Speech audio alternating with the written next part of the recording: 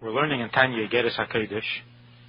It's Siman Ches, an explanation of the virtue or the benefit that comes from tzedakah, from giving tzedakah. The Rebbe is explaining why tzedakah is called planting. So he says that the benefit of tzedakah is that before you daven, you give a coin to a poor man, and that helps to see godliness. Because the ability to see godliness is an act of tzedakah on God's part. That this light above, which is infinite and so on, comes down to where it's available to the human being here on earth. That is an act of tzedakah from God. V'hinei muda zeis, on page 224. The number at the bottom page is 432. V'hinei muda zeis, it is known sheyesh l'mayla gamkein midas hagvura v'hatzimtzum, that l'mayla above, where this light of godliness comes from, that makes godliness real to the person here below, even in its source, there is an element of gvura, the attribute of gvura and tzimtzum. It doesn't start here on earth, where the results of the tzimtzum are visible, in that the world is finite and so on. But even in the infinite origin, where the light is infinite, there's also an element of gvura and tzimtzum. That prevents the light from revealing itself to the lower worlds. So how is it that this tzedakah on God's part comes down and the light is available in this world in spite of the tzimtzum? It all depends on our aveda, on what we do here below, on our initiative. She'im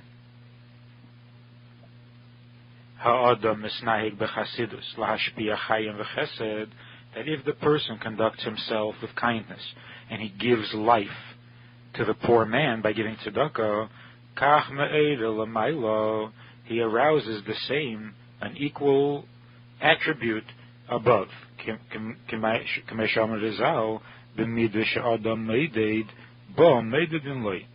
That with the measure that a man uses for himself, that's the measure that is used above with which to give him. So when the person is acting in kindness, then he is treated from above also with kindness. Only what needs to be explained is that we're saying that God repays measure for measure, kindness for kindness. So that results from tzedakah, that a person can experience godliness and can feel the reality of godliness as a result of giving tzedakah. That doesn't seem to be a reward measure for measure. Kiyim, what would be measure for measure? To give the reward for giving tzedakah should be that the person is given a taste of the world to come, of Elam Haba. Keneged mashu mashpia chay Elam Hazeh, in exchange and measure for his giving this world. By giving tzedakah to the poor man, he is making him more comfortable. He's giving him life in this world, and the reward will be that if you give life, you should receive life. Only you're giving life on a worldly, on this world level, and you receive life on a heavenly world level, the world of heaven. Olam haba. That would be measure for measure.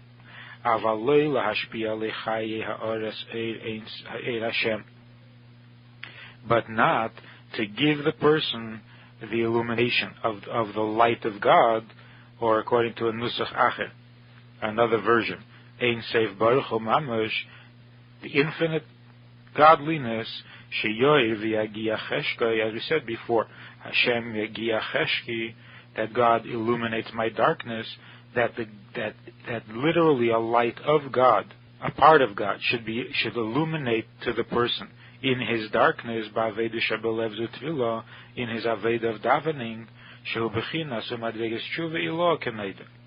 This level of godliness, this experience of godliness that comes in the davening, as we learned earlier in Egeres HaTshuva, that is tshuva ilah, this higher feeling of longing for God.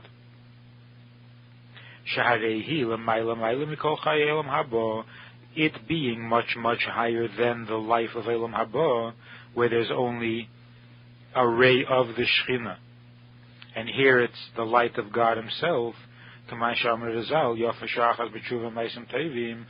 it says, that 1 hour of tshuva and maisim tevim in this world is better than all of Elam Haba, and this is not only tshuva, but tshuva ilah. And as we explain elsewhere at length, the Elam Haba that Elam Haba is only a ray, whereas here it is the light of God Himself made available to the person, so that the question is, how is this a reward measure for measure? The reward seems to be infinitely greater than the person's effort, and of a different quality. So the appropriate reward would be, if you give a person a taste of this world by giving him tzedakah, you are rewarded with a taste of the world to come. But to be given actual godliness, how is that appropriate? How is that a response to the mitzvah of giving tzedakah on the physical level?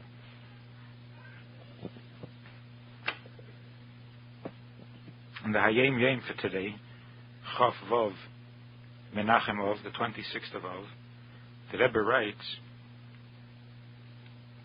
that from the Sichos of my father, the Rebbe Rashab, there's the statement that concerning Yitzias Mitzrayim, the coming out of Egypt, there is the coming out of Egypt in the literal sense, and there's the coming out of Egypt in the Chassidish sense.